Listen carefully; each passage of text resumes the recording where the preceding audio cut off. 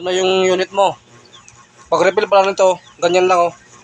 Dapat pag magbalik ka ng housing, nasa ilalim pa rin to. Nakaano dito. Nakapantay yung mga butas. Ganyan mo lang. Natanggal naman yan. Yan oh. Yan. Tapos yung syringe pag madala, ibalik mo dito sa ano, check valve. Ibalik mo dito check valve. Yan. Tapos ganito lang mag-refill. Ito lang yung bibilhin mo dyan. Itong 10 ml na syringe, ibibigay ko to sa'yo. Tapos ganyan lang mag-refill oh. Long press mo lang. Ganyan. Yan siya.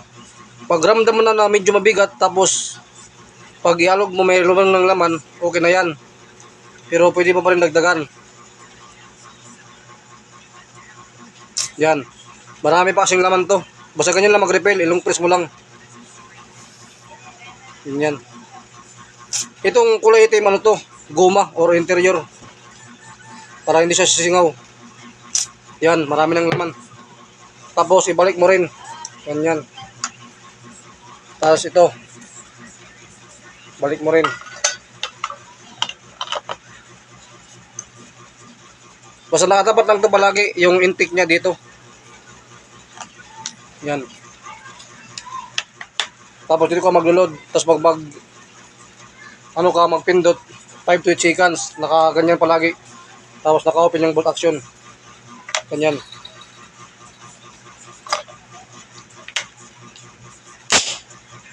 Ayos.